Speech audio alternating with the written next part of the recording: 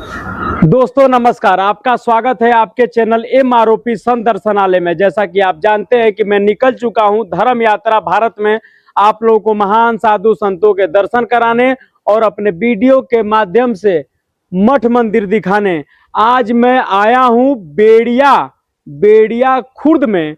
यहाँ पर एक अद्भुत और चमत्कारी और दिव्य गौ माता का मंदिर है। यहाँ पर गौ माता की पूजा होती है और यहाँ पर किस भगवान का गुरुजी? देवनारायण भगवान। यहाँ पर देव नारायण भगवान का इतना भव्य मंदिर है, देवनारायण भगवान का भव्य मंदिर है।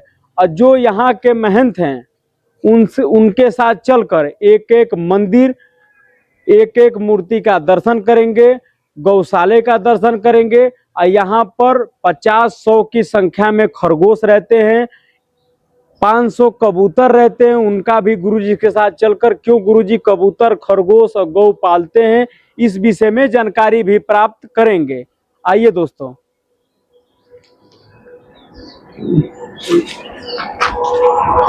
चप्पल ओम नमो नारायण गुरुजी। ओम नमो नारायण। आइए दोस्तों, गुरुजी के साथ चलकर एक एक चीज का दर्शन करते हैं। गुरुजी हमारे साथ चलकर आप मंदिर का थोड़ा सा दर्शन करा दीजिए।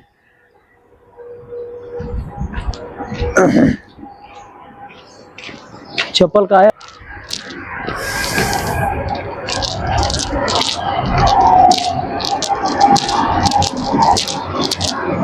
भव्य मंदिर, दिव्य मंदिर गुरुजी द्वारा यहाँ पर बनाया जा रहा है। और कौन सा भगवान का गुरुजी? देवनारायण भगवान। देवनारायण भगवान का।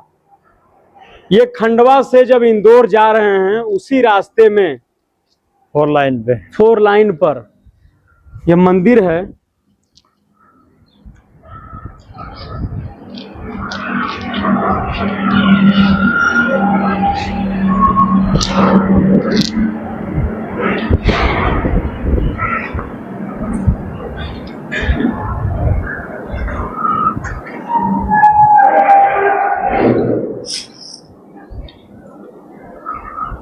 कार्य प्रगति पर है। कार्य प्रगति पर है जी गुरुजी। गुरुजी ऐसी क्या प्रेरणा आपके मन में जगी कि आपने इतना बड़ा मंदिर बनवा दिया? ये है भगवान देवनारायण का मंदिर। भगवान देवनारायण विष्णु के अवतार है जी। भगवान देवनारायण का जन्म संवत 968 में मालाश्री डोंगरी में हुआ और 1113 वर्ष भगवान के जन्म को हो गए। इस क्षेत्र में भगवान देवनारायण का मंदिर नहीं है। और भगवान देवनारायण का इतिहास आता है कि भगवान देवनारायण का जन्म गुर्जर जाति में हुआ। जैसे भगवान कृष्ण का यदुवंशी में हुआ, राम जी क्षत्रियों में हुए, वैसे भगवान देवनारायण गुर्जर समाज में हुए। और इस क्षेत्र में बाहुल्य गुर्जर समाज है। कई 400 गांव आसपास गुर्जर समाज के लोगों के हैं। तो गुर्जर समाज के लोगों से हमको प्रेरणा मिली कि महाराज जी इस क्षेत्र में गौशाला बहुत बड़ी है पर भगवान देवनारायण का मंदिर नहीं है। और कहीं न कहीं इतिहास में भगवान देवनारायण का पूरा जन्म जीवन 33 वर्ष की उम्र तक इस संसार में रहे तो गौ माता के साथ में रहे। उन्होंने गाय की सेवा करी, गायों के साथ जंगल में घूमते रहे और ऊपर भगवान स्वर्गवास चले गए। तो हमको ऐसी प्रेरणा मिली तो हमने कहा कि ठीक है, हम भी मंदिर का निर्माण करा देते हैं। तो सब लोगों के आसपास के भक्तों की प्रेरणा से ये मंदिर का निर्माण होने जा रहा है। मध्य प्रदेश का सबसे बड़ा मंदिर ये बेड़िया खुर्द माँ गंगा गौशाला में बन रहा है जी। और बहुत जल्दी 1 साल में मंदिर का ओपनिंग होगा। सब साधु संतों को भी आमंत्रित करेंगे। बड़े भव्य स्तर पर इस कार्यक्रम को करने का प्रयास है। और साथ में ये जो सामने पहाड़ी दिख रही है जी गुरुजी, इस पहाड़ी पर 25 फीट के हनुमान जी विराजित होंगे ऊपर। हाँ जी। उसके लिए पूरा इस प्लानिंग में है। ये जो पहाड़ी इधर जो दिख रही है उस पहाड़ी पर पशुपतिनाथ भगवान का विग्रह होगा। इसलिए ये प्रोजेक्ट में है पूरा 1 साल में करने का। ये सब जमीनें मंदिर के आश्रम के ये सब आश्रम की जमीन है। आइए गुरुजी के साथ चलकर अब गौशाले का भी दर्शन करते हैं। मंदिर अभी निर्माण कार्य पर है, गुरुजी द्वारा बनाया गया है। प्राण प्रतिष्ठा भी साल 1.5 साल लग जाएगा मंदिर के प्राण प्रतिष्ठा में।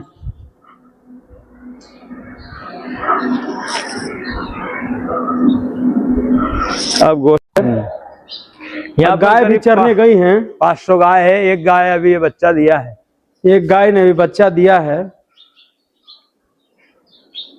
और बाकी सारे गऊ चरने भी गए हैं। इधर दूर रहो थोड़े से उससे, वो अभी ब्याही है ना, थोड़ी गुस्सा भी कर सकती है, तो खुली है ना। जी अभी बाकी की बहुत सारी गौ माताएं उधर दूसरे शेड में हैं, सब दिखाते हैं ना। इनका ले लो, यहाँ से उधर से निकल जाएंगे।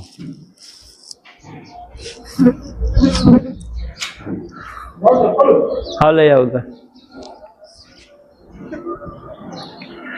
यहाँ सब सीसीटीवी कैमरे लगा रहे हैं पूरी गौशाला में। जी गुरुजी।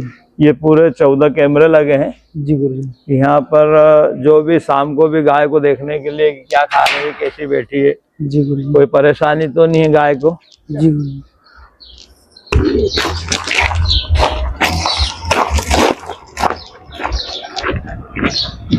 ऐसे बहुत सारे कबूतर पाल रखे हैं। जी गुरुजी। उनके सब वहाँ घोंसले हैं अंदर, अभी सब बछड़ों में चलेंगे ना। कहीं खिलाने के ले आ यार बछड़ा। यहाँ पर घोड़ा भी पाला गया है, इसको निगुरा बोलते हैं। निगुरा। हाँ, मतलब पूरा एक ही कलर में, पूरा व्हाइट। जी गुरुजी। कहीं से कहीं तक उस पे एक भी छींटा नहीं है काला। जी गुरुजी। निगुरा घोड़ा का नाम है। ये इधर है गौशाला, और बहुत सारी इधर गाय रह गई है।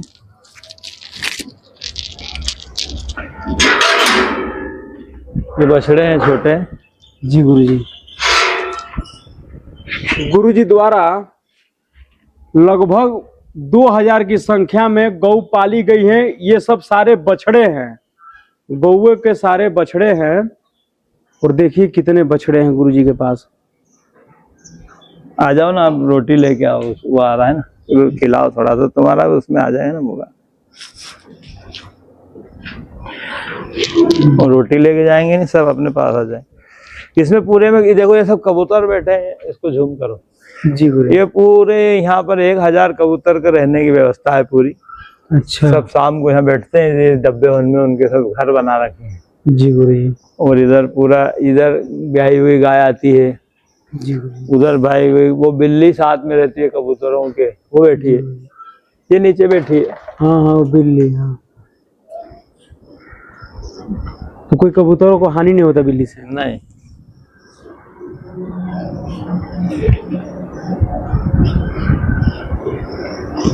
हाँ, खा लो खा लो खा लो।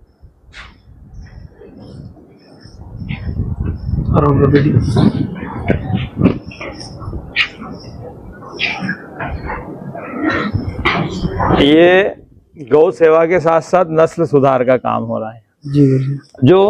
जो ये नंदी है, ये काले वाला जी, ये इसकी माँ देसी नस्ल की, ये गिर नस्ल में हो गया। जी।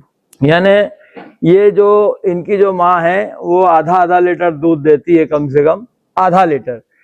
और जब ये बछड़ियां बड़ी होगी तो ये 5 से 6 लीटर दूध देने वाली बनेगी। ऐसा नस्ल सुधार का कार्यक्रम भी चल रहा है गौशाला में, कि सब बढ़िया से गायों की नस्ल में सुधार आ जाए और उनको पालने वाले सब तैयार हो जाए।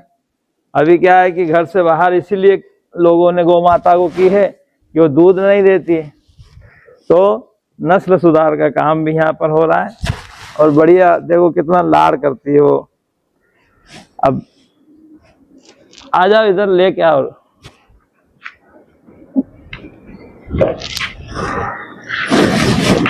जब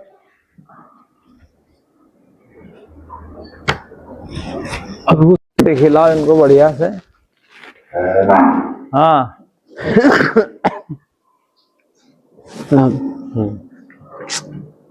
थोड़ा सा पॉइंट। लड्डू, देखो ये लड्डू बना के इनको खिलाते हैं। जी गुरुजी। ये घी का लड्डू है। देखिए दोस्तों, जब गुरुजी लड्डू खिला रहे हैं गौओं को। और देखिए सारे गौ लड्डू खाने के लिए गुरुजी के पास आ रही हैं। सारे गौओं के बछड़े हैं। गौ तो सब चरने गई हैं खेतों में।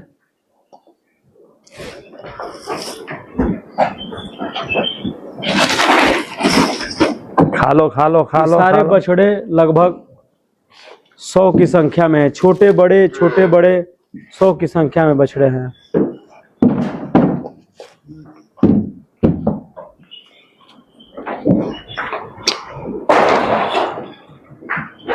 चलो आ जाओ आ जाओ आ जाओ आ जाओ, खा लो।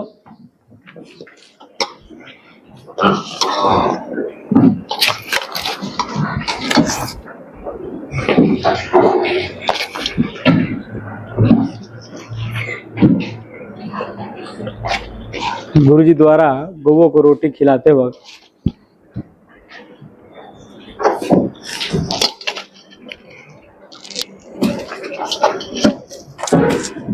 और क्लियर आ गया।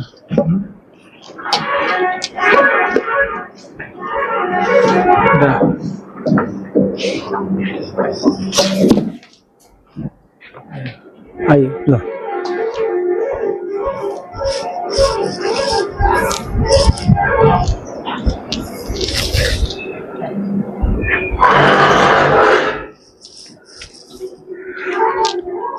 ये कबूतर है जी गुरुजी।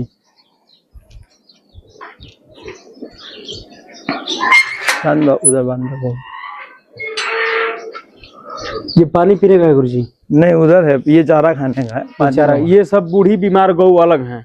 हाँ ये सब बूढ़ी बीमार गौ के लिए बना है ये जी। और वो कबूतरों का यहाँ पर ये जो लगे हैं ना, इनको शाम को बांसुरी की धुन सुनाई जाती है पूरी गायों को। अरे भगवान कृष्ण की। देखा पानी कितना गुरुजी द्वारा गौओं को पानी पिलाने का। देखिए कितना साफ पानी है, कितना शुद्ध पानी है और बहुत ही शुद्ध पानी है। अगर कचरा भर जाता हो गुरुजी तो क्या होता होगा इसमें? नहीं वो तो पानी से बहा देते हैं। पानी से बहा ऑटोमेटिक उधर गिर जाएगा। वैसे भी इसको सफाई करते हैं ना रोज। जी गुरुजी। और दूसरा गुरुजी द्वारा ये सब अपंग गाय का ये एक अलग बैरिकेड बना दिया गया है। यहाँ पर अपंग गाय रहती है जिसके पैर में प्रॉब्लम, चाहे कोई प्रॉब्लम हो, और गुरुजी द्वारा ये बांसुरी की आवाज उन गौवों को सुनाई जाती है। और कई ऐसे मैक लगे, मैं कहूँगा कैमरामैन से क्या करूँ, मैक दिखाई देगा कि यहाँ लगा है एक, वो एक फिर आगे लगा है, इधर भी गौ है। और गुरुजी द्वारा कबूतरों के लिए ये देखिए बना है डिब्बे, ये बॉक्स बने हुए हैं। ये कितने बॉक्स हैं? बहुत सारे बॉक्स हैं, बहुत सारे बॉक्स हैं। और वो बैठे हैं सब कबूतर। 1000 कम से कम कबूतर हैं। इनको भी गुरुजी द्वारा दाना वाना खिलाया जाता है। बहुत सारे कबूतर हैं, 1000 की संख्या में कबूतर हैं। और ये बांसुरी की आवाज कितनी प्यारी और मधुर है, ये गौओं को सुनाई जाती है। लगभग यहाँ पर 15 डब्बे लगे हैं बांसुरी की आवाज के लिए। जब गौ की दूध निकाला जाता है तब ये बछड़े पीते हैं दूध, जब पीते हैं जब बजता रहता है इस आवाज में। जब बछड़े दूध पीते हैं, जब बछड़े दूध पीते हैं तब ये बांसुरी की आवाज गुरुजी द्वारा लगा दिया जाता है।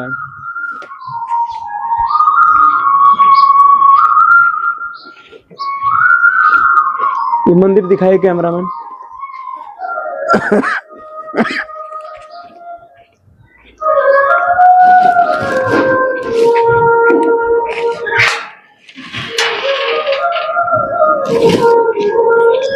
चलो अभी हवा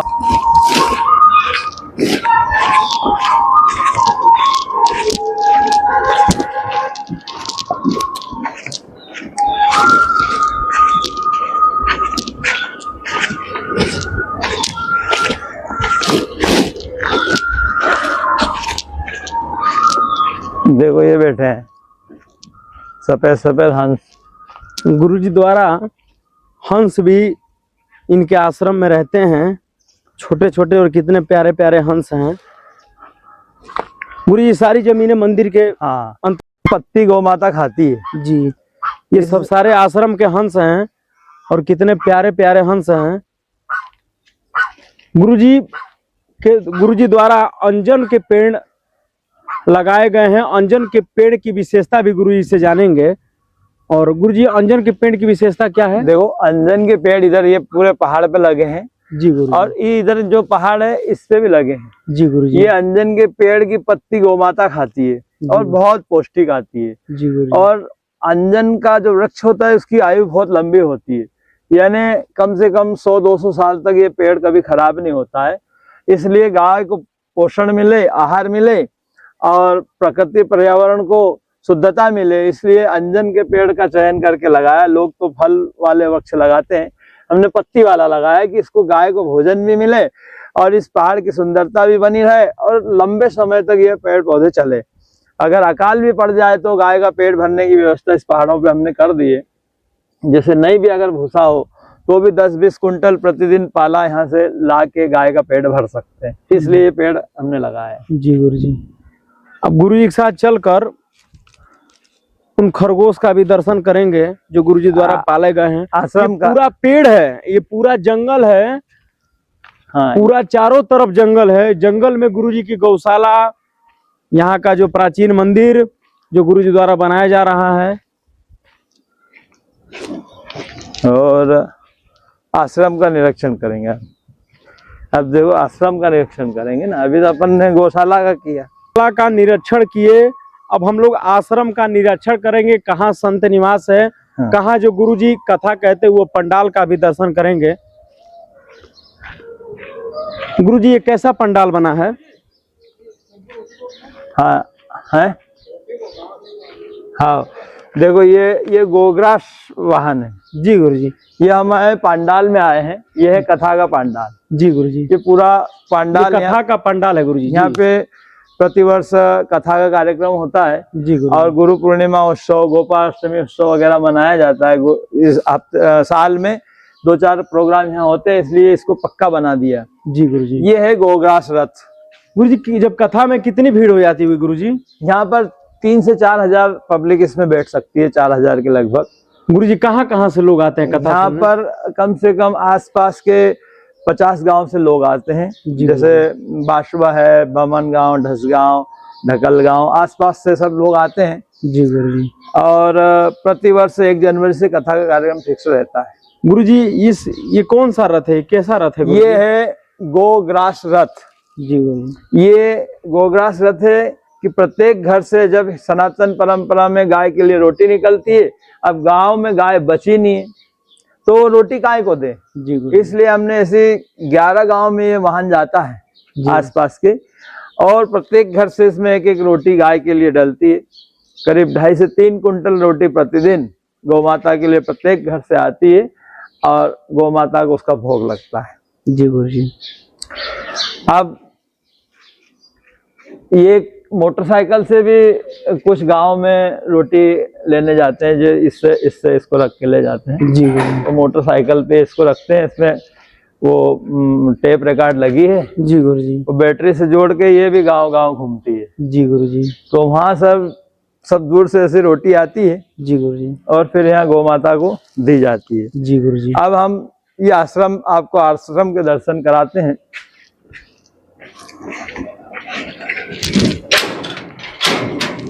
ये हम प्रवेश कर गए आश्रम में। जी गुरुजी। यहाँ पर ये गौ माता का मंदिर बना है। जी गुरुजी। यहाँ पर अर्धनारेश्वर गाय शाम को आती है प्रतिदिन।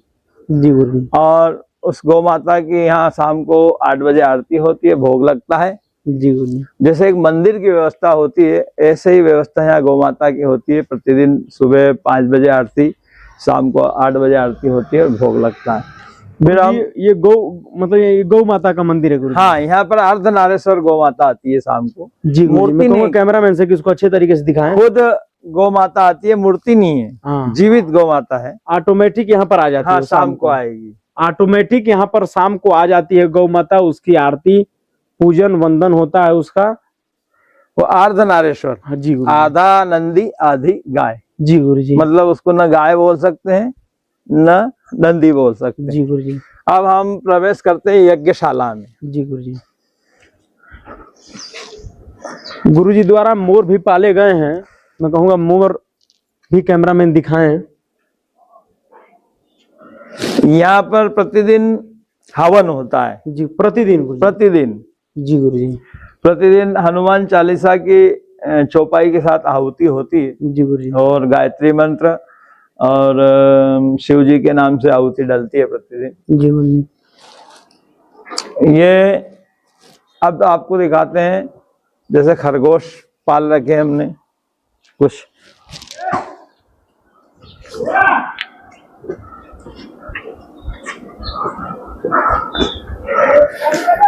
ये आश्रम में सब पशु पक्षी, यहाँ पर वो जो अभी हंस दिखाए थे ना, वो शाम को यहाँ आ जाएंगे, जी गुरु जी इसमें वो बैठेंगे यहाँ। जी गुरु जी। ये है खरगोश। देखिए गुरु जी द्वारा यहाँ पर खरगोश भी पाले गए हैं, और कम से कम 50-100 की संख्या में खरगोश हैं यहाँ पर। जी ये मोर गुरु जी द्वारा यहाँ मोर भी पाले गए हैं। आ जाओ। देखिए गुरु जी मोर को बुला रहे हैं। वो तो कैमरामैन के पास चले जाएगा, वो सबके पास जाता है, जो भी आते हैं वो सबके पास जाता है। जी गुरु जी सबसे प्रेम करता है खूब। देखो अब जंगली जानवर कोई बोल दे उसको। जी गुरु जी। इधर से आ जाओ।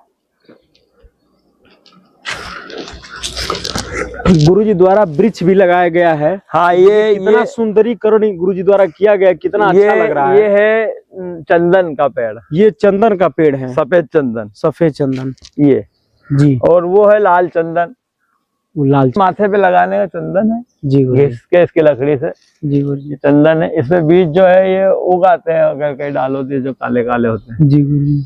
और इधर जैसे गन्ने का एक पौधा लगा दिया, जैसे अभी पूजन के लिए आवश्यकता होती है गन्ने की, जी गुरु तो जी। केले का लगा दिया पूजन के लिए, पत्ते की आवश्यकता होती है तो। जी गुरु जी। और ये गुलाब वगैरह के वृक्ष हैं। जी गुरु जी। फिर ये रुद्राक्ष के यहाँ पर 2 पेड़ हैं। जी गुरु जी। रुद्राक्ष के यहाँ 2 पेड़ हैं, गुरु जी द्वारा लगाए गए हैं गुरु जी के हाथों से। इसमें फल लगना प्रारंभ हो गए। ये रुद्राक्ष के पेड़ है। जी गुरु जी। अब इसमें रुद्राक्ष लगना शुरू भी हो गए हैं। जी गुरु जी। कहीं न कहीं ये एक रुद्राक्ष लगा हुआ है। ये दोस्तों देखिए रुद्राक्ष के पेड़ में, मैं कहूंगा कैमरामैन से कि रुद्राक्ष दिखाएं। ये रुद्राक्ष के पेड़ में यहाँ रुद्राक्ष लगा हुआ है, ये लगा है। ये धीरे धीरे फल भी देना शुरू कर दिया है। इसमें ऊपर भी लगे हैं 10-20 रुद्राक्ष के दाने लगे हैं इससे। जी गुरु जी। और ये है हमारा आश्रम। जी गुरु जी। यहाँ पर पूरा गाय के गोबर से लिपा हुआ है। जी गुरु जी। यहाँ पर कोई भी टाइल्स का उपयोग नहीं किया गया है। जी गुरु जी। पूरे भोजनशाला में गाय से गोबर से लिपा है। जी गुरु जी। यहाँ पर लिपा है। ये जितने भी कमरे के अंदर जो भी दीवारें हैं, जी गुरु जी, ये भी सब गाय के गोबर से, ये सब गाय के गोबर से लिपा हुआ है पूरा। जी। ये हमारा शयन कक्ष है। जी गुरु जी। ये पूरा गाय के गोबर से लिपा हुआ है ऊपर। जी गुरु जी। ये दीवारें दिखाओ। ये दीवार गुरु जी, ये सब गाय के गोबर से लिपा हुआ है पूरा। पूरे के दोस्तों ये गाय के गोबर से लिपा हुआ है। इसमें गुरु जी पूरा ठंडक रहता होगा। पूरा आप अंदर आए तो कैसा लगा? एकदम ठंडा ठंडा महसूस होगा। हाँ जी गुरु जी। ये पूरा गाय के गोबर का कमाल है। जी गुरु जी। यहाँ पर आपको कभी छिपकली नहीं नजर आएगी, कोई कीड़ा मकोड़ा इसके ऊपर कुछ नहीं चलता। अच्छा, गाय के गोबर के ऊपर हाँ। नहीं चलता। एकदम शुद्ध वातावरण।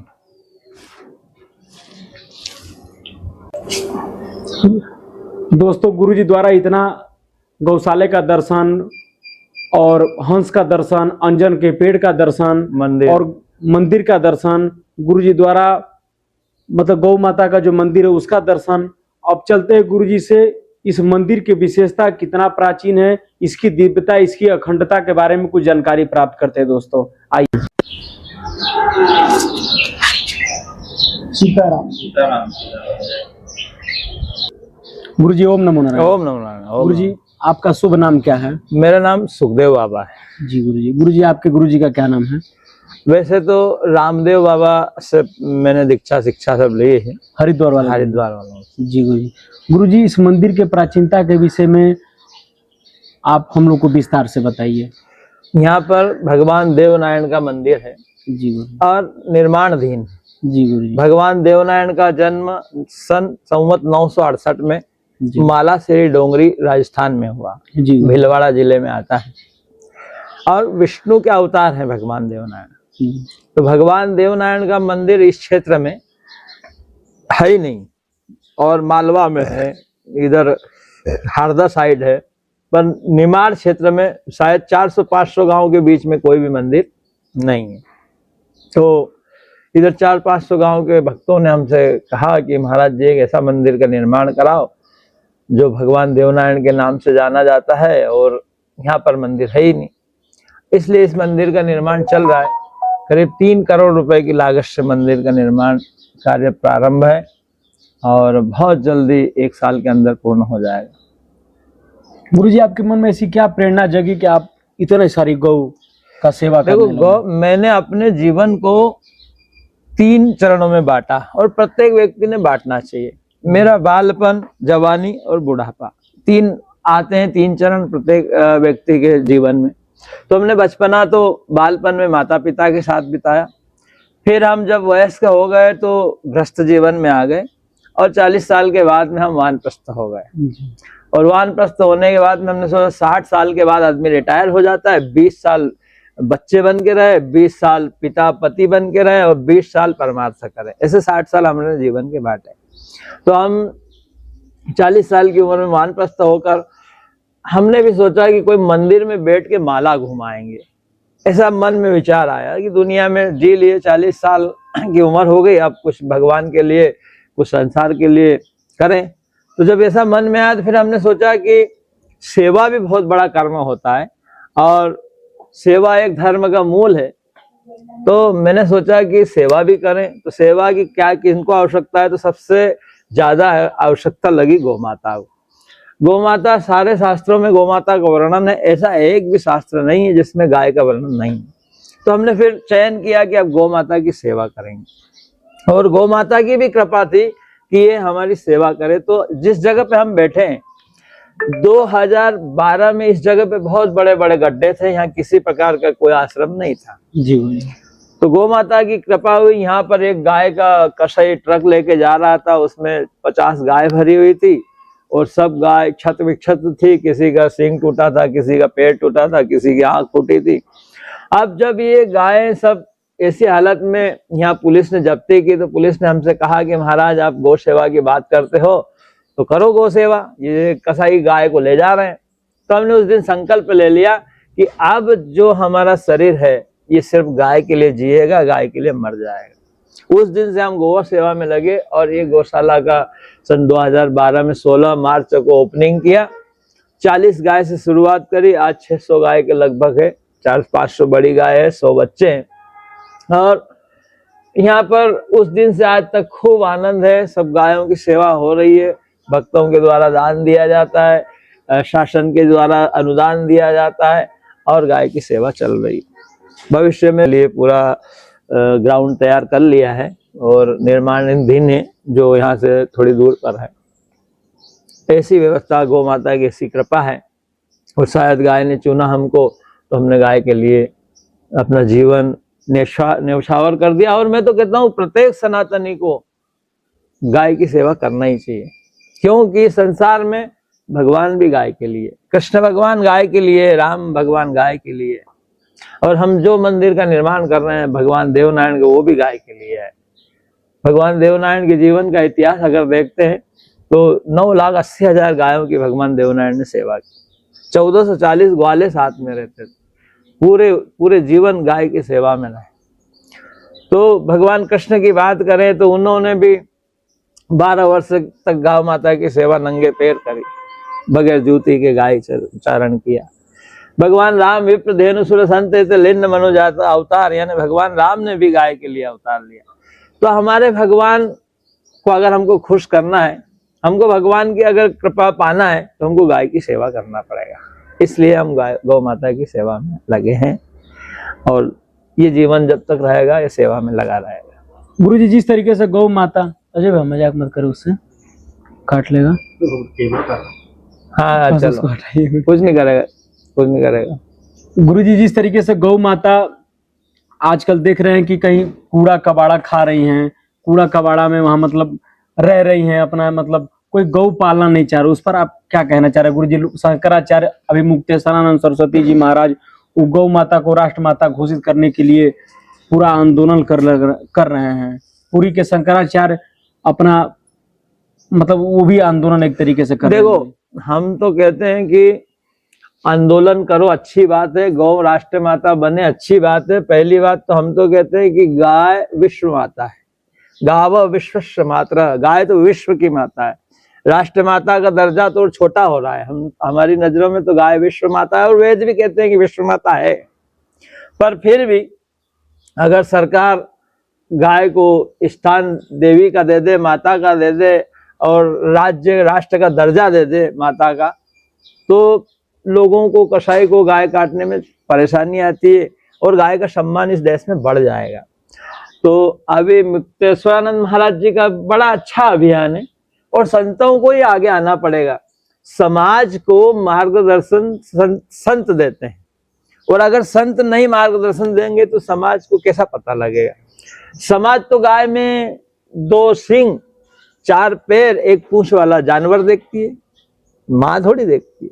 अगर समाज माँ देखने लग जाए तो गाय रोड पे नहीं घूमे।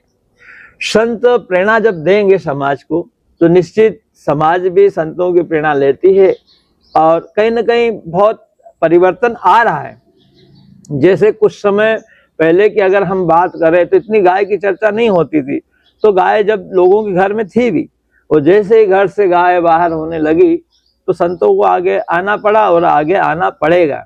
अभी बागेश्वर धाम धीरेन्द्र शास्त्री जी भी जो अभी 7 नवंबर से एक दिल्ली से मथुरा तक पद यात्रा निकाल रहे हैं, उसमें भी गौ माता को लेकर और ये राष्ट्र को हिंदू राष्ट्र बनाने का अभियान है, उसमें हमको भी आमंत्रण है।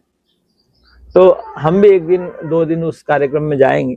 तो ऐसा है ना कि संतों को तो आगे आना पड़ेगा और कहीं ना कहीं जो संत इस काम में लगे हैं उनके मन में निश्चित गाय के प्रति कुछ अच्छा भाव है। बहुत सारे संत ऐसे भी हैं कि जिनको गाय से कोई मतलब नहीं है, वो गाय के बारे में कुछ जानते भी नहीं है, सिर्फ भजन भक्ति करके इति श्री वहीं खत्म, वहीं से शुरू वहीं खत्म भी हो जाता है। और बहुत सारे संत गाय के लिए जी रहे हैं, गाय के लिए अपने प्राण न्यौछावर कर रहे हैं। तो संसार सब तरह का होता है, इसलिए आवश्यकता है, नाम की भी आवश्यकता है और कर्म की भी आवश्यकता है। नाम कर्म 2 ही होंगे जब ये देश चलेगा, जब इस देश में संस्कार फलेगा फूलेगा। और जैसे गाय का दूध आना बंद हो गया इस देश में, भैंस का दूध की प्रथा शुरू हो गई, उसमें कई तरह का मिक्सिंग, जैसे जर्सी का दूध आ गया, तो हमारे शास्त्र तो कहते हैं कि जैसा खाओ अन्न वैसा हो जाए मन। अगर जर्सी का दूध पीते हैं तो कहते हैं उसमें सुअर का आता है, और सुअर का दूध पी के आदमी में कैसा ज्ञानी ध्यानी बन सकता है, कैसा उसके अंदर धर्म आएगा? भैंस का दूध पी के कैसा वो धर्म की बात कर सकता है? इसलिए भगवान कृष्ण ने गाय का दूध पिया तो गीता निकली, महाराज जनक ने खेत में हल चलाया तो सीता निकली। तो गीता और सीता सब गाय से तो है, इसलिए गाय की रक्षा होना चाहिए इस देश में। और बड़ा अच्छा है कि सब संत लगे हैं और लगना भी चाहिए, और धीरे धीरे जनता में भी इस बात का प्रभाव आ रहा है। और गौ सेवा में जैसे हम संकल्प हमने लिया, हम गोवर्ती हो गए कि जब तक ये शरीर रहेगा इसमें गाय का ही दूध, दही, छाछ वगैरह जाएगा। तो हमको देख के कुछ हमारे जो भक्त लोग हैं उनने भी संकल्प ले लिया, महाराज हम भी अब कभी भैंस का दूध उपयोग नहीं करेंगे, गाय का दूध, घी, दही, छाछ का उपयोग करेंगे। जब उन्होंने भी शुरू कर लिया तो उनने अपने घर में फिर गाय रखी और वो गाय का ही दूध लेते हैं। वो फिर लोगों को प्रेरणा देते हैं, भैया गाय का दूध पियो, गाय का छाछ पियो, गाय की सेवा करो। तो ऐसा कहीं ना कहीं एक दूसरे से प्रेरणा मिलती है, और जब इसके बारे में कोई आवाज उठाएगा जब भी तो प्रेरणा मिलेगी। गुरुजी, आजकल के युवाओं के लिए आपका क्या संदेश रहेगा गुरुजी गौ माता के प्रति? देखो आजकल के युवा, बहुत सारे युवा तो फेसबुक, यूट्यूब, ट्विटर वगैरह पे गाय पाल रहे हैं। बस फेसबुक तक, व्हाट्सएप तक गाय पाल रहे हैं, उसी पे उसको चारा दाना चारा खिला दे रहे हैं और उसी को वायरल कर रहे हैं। मैं तो युवाओं से बोलता हूं कि देखो भाई, आपको अगर आपका जीवन अच्छा चाहिए, आप चाहते हो कि आने वाली पीढ़ी, हमारे औलादें, आपके बच्चे आपको भोजन दे, तो आपको उनको गाय का दूध पिलाना पड़ेगा, आपको उनको गाय की सेवा से लगाना पड़ेगा। भाई युवा चाहे जितना पढ़ लिख जाए, अगर उसका शरीर स्वस्थ नहीं है तो किस काम का। उसके पास चाहे जितनी संपत्ति हो और वो जब बूढ़ा हो, उसका पिता उसको, उसके बेटे उसको घर से निकाल दे, तो उसकी संपत्ति किस काम की। हमने अभी कुछ दिन पहले न्यूज में पढ़ा कि कोई IAS अधिकारी थे, वो 4 करोड़ की प्रॉपर्टी उनके पास थी, उनके बच्चे ने उनको घर से बाहर कर दिया, एक रोटी के लिए वो परेशान थे, उनने सुसाइड कर लिया, दोनों पति पत्नी, रोटी के लिए। तो ये क्या है, ये संस्कार की कमी है। और संस्कार जब भी आ सकता है, जब भी संस्कार शरीर दिमाग में आए, जब भी संस्कार वो ग्रहण कर सकता है कि वो गाय का दूध पिए, वो संतों के साथ बैठे, वो इस वातावरण में। आज की युवा पीढ़ी, आपने युवाओं की बात की, वो कहाँ कोई संत की बात को मानने को तैयार है, वो तो बस अपनी चलाने को तैयार है। अगर कोई संत गाय की बात करता है तो उसमें 50 कमेंट करने वाले भी है कि अरे उससे क्या होता है। इस देश का दुर्भाग्य है कि बड़े बड़े जज कहते हैं, जो सुप्रीम कोर्ट के जज रह चुके हैं, वो कहते हैं गाय का मांस खा लेना चाहिए। तो ये उनके अंदर काय का अभाव है, उनके अंदर संस्कार का अभाव है। इंसान तो वो भी है, सनातनी वो भी हिंदू है, पर उनके माता पिताओं ने कभी गाय की बात उनको समझे नहीं कि गाय कौन से क्या चीज है, सनातन में गाय का क्या महत्व है, ये बताया नहीं ना। तो वो तो समझते हैं कि बस 4 पैर 2 सींग 1 पूंछ वाला जानवर है, और जैसे बकरी को खाते हैं वैसे गाय को भी खाने वाला समझते हैं ना हम।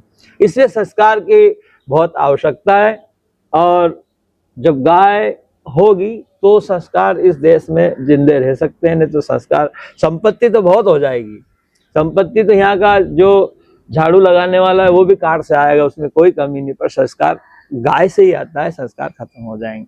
इसलिए मैं युवाओं को भी प्रेरणा देना चाहता हूँ कि आप भी गाय से जुड़े, गौ माता की सेवा करें। जहां भी आपको गाय दुखी दिखे, उसको नजदीक हॉस्पिटल ले जाए, उसको किसी गौशाला में ले जाए, और गौशालाओं से जुड़े गायों को खूब बढ़िया लड्डू, चारा, पानी, जो भी गाय का भोजन हो खिलाए पिलाए, और गौ की सेवा करे, तो गाय की निश्चित उन पर भी कृपा होगी। और जब वो गाय की कृपा हो जाएगी तो गाय को क्या बोला है, कामधेनु। कामधेनु का मतलब होता है कि कामनाओं की पूर्ति करने वाली। भगवान कामना की पूर्ति नहीं करते, गाय कामना की पूर्ति करती, क्योंकि उसको कामधेनु कहा है। अगर हम बात करें वशिष्ठ जी, गौतम, भरद्वाज, आतिश, तो सभी ऋषियों ने, विश्वामित्र जी, सब ऋषियों पे गाय की कृपा हुई अपने जीवन में। पूरा उनका इतिहास पढ़ेंगे तो गाय की सेवा से ही वो ब्रह्म की प्राप्ति करी उन्होंने। तो अगर भगवान की शरण में भी जाना है तो गाय की सेवा करना है, माता पिता की शरण में जाना है तो भी गाय की सेवा करना है, और अकेले ही रह के वृद्धाश्रम में जाना है तो फिर गाय को छोड़ देना है। अब आपको चयन करना है कि हमको वृद्धाश्रम में हमारा जीवन चले कि हमारे संतानें हमको अच्छा पाले पोसे, ये आपको निर्णय करना है। तो युवाओं से को यही संदेश है कि गौ सेवा में लगे। गुरुजी, गाय का दूध और भैंस के दूध में क्या अंतर होता है?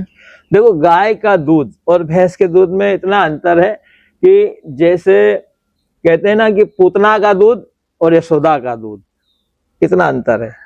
पूतना का दूध और यशोदा का, उसमें कितना अंतर है। पूतना के स्तन को भगवान कृष्ण ने पकड़ा तो जहर मिला, भगवान मरे नहीं पर जहर था। यशोदा मैया ने दूध पिलाया और गाय माता ने भी दूध पिलाया। तो गाय का दूध जो होता है, गाय का दूध अमृत होता है, दूध नहीं होता। अगर दूध की बात करें तो दूध तो पशुओं का होता है, गाय का तो अमृत होता है। गाय के दूध में और भैंस के दूध में इतना अंतर है। अगर दूध की बात कर लेते हैं कि नहीं, आप पढ़े लिखे युवा तो बोलते हैं कि नहीं अमृत नहीं है, दूध है, चलो दूध मान लो। इतना उसमें अंतर है कि अगर गाय का दूध सुपाच्य होता है और भैंस का दूध अपाच्य होता है।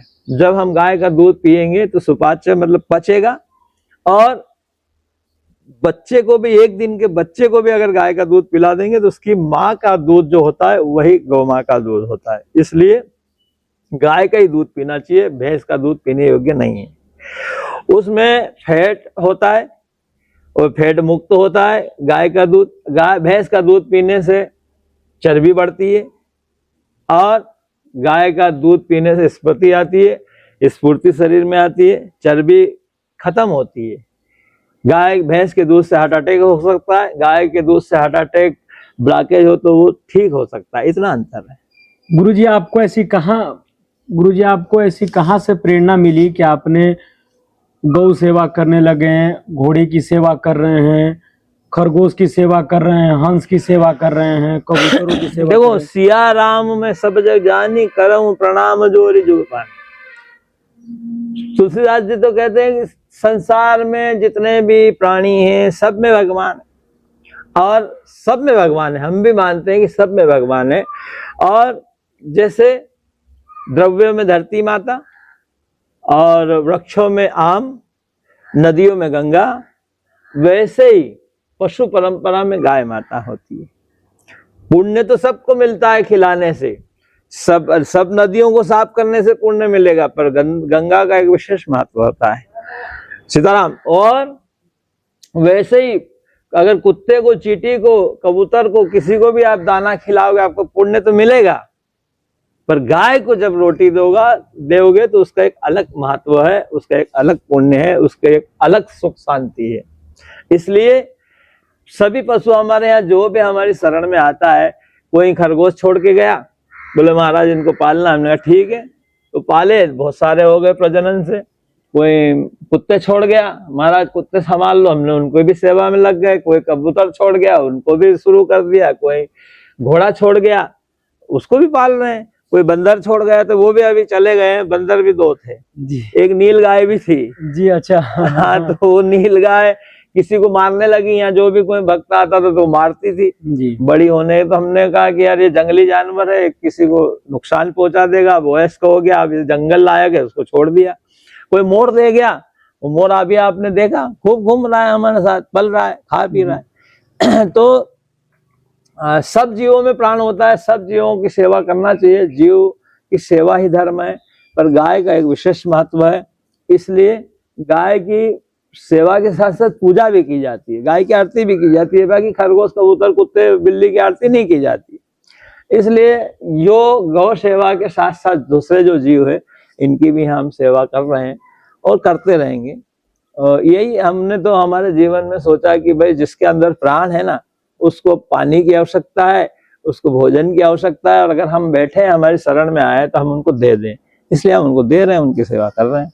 गुरुजी, अच्छा कर्म कैसे कर सकते हैं? देखो, अच्छा कर्म तो वही है कि अच्छा सोचो, अच्छा खाओ, अच्छा करो। अच्छा क्या?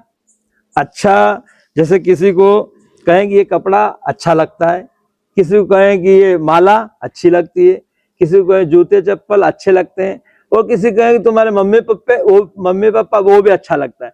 क्या सब बराबर अच्छे लगते हैं? क्या जूते चप्पल जितने अच्छे लगते हैं उतने अच्छा मम्मी पापा भी लगता है? नहीं लगता ना। जी। वो भी अच्छा ही है, पर वो अलग अच्छा है, ये अलग अच्छा है, ये माला अलग अच्छी है। तो अच्छा कर्म कौन सा होता है? अच्छा कर्म तो सभी है। जैसे माँ अच्छी लगती है, पत्नी भी अच्छी लगती है, पिता भी अच्छे लगते हैं, ऐसे अच्छे गाय लगती है, तो गाय का सेवा करना अच्छा कर्म है जी। कर्म तो सभी अच्छे है। अगर आप यहाँ झाड़ू लगाओ, ये भी अच्छा है। आप मंदिर में जाके झाड़ू लगाओ, वो भी अच्छा है। आप गरीबों को खाना दो, वो भी अच्छा है। आप नदी नाले साफ करो, वो भी अच्छा है। आप वृक्षारोपण करो, वो भी अच्छा है। सभी अच्छा है, पर सबसे अच्छा क्या है कि गौ माता की सेवा करो, बहुत अच्छा है। साधु संतों की सेवा करो, वो बहुत अच्छा है। किसी दुखी को, किसी अपाहिज को राह बता दो, वो अच्छा है। किसी अंधे को दर्शन करा दो, ये बहुत अच्छा है।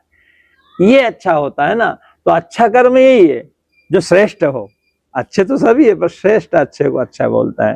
तो अच्छा कर्म यही है कि हम गौ माता की सेवा करें, भगवान का जप करें, माता पिता की सेवा करें, बस ये अच्छा है। गुरुजी, हम मोक्ष पाने के लिए कोई सरल मार्ग? मोक्ष पाने के लिए तो सभी सरल मार्ग है। हम किसको सरल माने, किसको कठिन माने, ये हमारे आत्मविचार पे होता है। हम तो कहते हैं कि भाई, संत कहते हैं, हमारे प्रेमानंद जी महाराज, आप सब लोग यूट्यूब पे देखते हैं, वो कहते हैं सिर्फ नाम जप करो मोक्ष हो जाएगा। बिल्कुल हो जाएगा, उसमें कोई संदेह नहीं। और कलयुग केवल नाम आधारा, सुमिर सुमर नर उतर ही पारा, ये तुलसीदास जी ने बहुत पहले बोल दिया कि हम भगवान का नाम लेकर इस भव सागर से पार हो जाते हैं। और ये भी कहते हैं कि गौ माता की अगर जिसने पूछ पकड़ ली वो तरनी पार हो जाता है, ये भी हमारे शास्त्र कहते हैं। तो सभी काम में मोक्ष पाने के लिए हमको अच्छा कर्म करना पड़ेगा। जो आपने जो पहले वाली बात करी ना कि अच्छा, अगर हम अच्छे कर्म करते हैं, सदविचार से, सद्भाव से जीवन को चलाते हैं, तो निश्चित उसमें मोक्ष होता है, उसमें कोई संशय नहीं। गुरुजी, आश्रम का नाम क्या है? ये आश्रम का नाम है माँ गंगा गौशाला देवनारायण धाम। जी गुरुजी। गुरुजी, यहाँ पर साल में कितने भंडारे होते हैं? यहाँ पर करीब करीब 3-4 भंडारे होते हैं। जी गुरुजी। गुरुजी, मुख्य भंडारा कौन सा है गुरुजी? मुख्य भंडारा अभी गोपाष्टमी का, गोपाल में। गुरुजी, कितने की संख्या में यहाँ पर भीड़ हो जाती है? 3-4 हजार लोग आते हैं। गुरुजी, क्या साधु संत भी आते हैं? हाँ, कोई साधु संत भी आ जाते हैं। हम अगर साधु संत जैसे किसी को हम इनवाइट करते हैं तो आते हैं, या कोई रास्ते से निकलता है देख के भी आ जाते हैं। जी गुरुजी। वैसे भी साधु संत आते जाते रहते हैं। गुरुजी, साधु संतों के लिए यहाँ रुकने की क्या व्यवस्था है? साधु संतों को यहाँ निःशुल्क भोजन, पानी, नहाना धोना और गादी तकिया सब मिलता है। पूरा रुकने की व्यवस्था है। गुरुजी, कोई भगवान को पाने का कोई सरल मार्ग? वो तो बताया ना, भगवान को तो भगवान तो शबरी को मिले थे। सबसे पहली बात तो धैर्य होना, कि हम जो काम कर रहे हैं हम कितना धैर्य से कर रहे हैं, कितना नवदा भक्ति शबरी ने, भगवान राम ने शबरी को बताई कि प्रथम भक्ति संतन कर संगा, दूसरी रतिमम कथा प्रसंगा, गुरुपद पंकज सेवा, तीसरी भक्ति संग। यानी 9 तरह की जो भक्ति बताई ना, उसमें सब यही है कि हमारे अंदर दृढ़ता होना चाहिए, हमारी संगति कैसी है, हमारा भगवान के प्रति भाव कैसा है। अगर ये सब हमारे अंदर है तो भगवान की प्राप्ति वही है। भगवान किसी के सामने धनुष बाण लेके नहीं आते हैं, भगवान किसी के सामने चक्र गदा लेकर नहीं आते। भगवान का तो आभास होता है कि हाँ, हमारे भगवान की कृपा है। बस जो 24 घंटे प्रसन्न रहे, ये भगवान की कृपा है। जिसके पास सब कुछ है और वो दुखी है, तो फिर वो उस पे भगवान की कोई कृपा नहीं।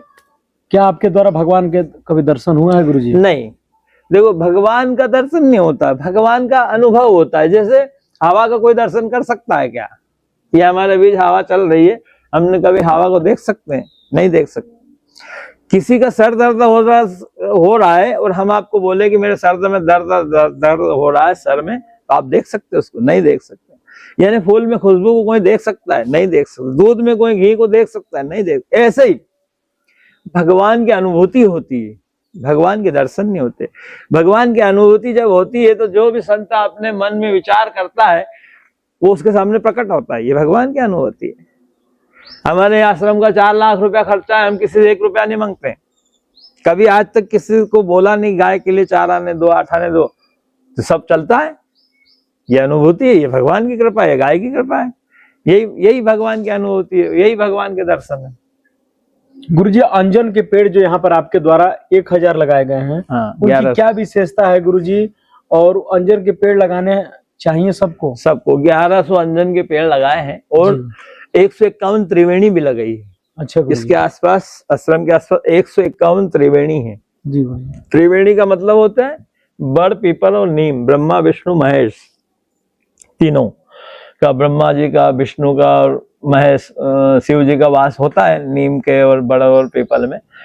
तो ये त्रिवेणियां लगी है। और विशेष करके अंजन के पेड़, अंजन के पेड़ इसलिए लगाए कि ये जो पेड़ होता है बहुत मजबूत होता है। इसकी आयु 100-200 साल होती है। इसकी पत्ती गाय को बहुत प्रिय है। गाय, भैंस, वैसे अन्य पशु भी खाते हैं, पर गाय को भी बहुत अच्छा पौष्टिक आता है भोजन उसका। तो हमने उसका चयन किया कि मान लो कभी बारिश कम हो जाए, ज्यादा हो जाए, चारे की समस्या हो जाए, तो क्या करें, इतने अब गौ माता है, क्या कैसा इनका भरण पोषण हो सकता है, इसलिए हमने यहाँ पर पेड़ लगा दिया। वो पेड़ों से पत्ती खींच के गाय को खिला सकते हैं। अगर एक गाय को 2 से 3 किलो पत्ती 24 घंटे में मिल जाए तो भी स्वस्थ और मस्त रह सकती हो, इतना पौष्टिक होता है। इसलिए अंजन के पेड़ लाए, लकड़ी भी मजबूत होती है उसकी। गुरुजी, अंजन के पेड़ काटने से क्या खून निकलता है पेड़ के अंदर से? नहीं नहीं नहीं, एक महाराज जी बता रहे थे कि अंजन के पेड़ काटने से खून निकलता है पेड़ से, क्योंकि ये अंजना माता नहीं के पेड़ है। ऐसा कुछ नहीं है।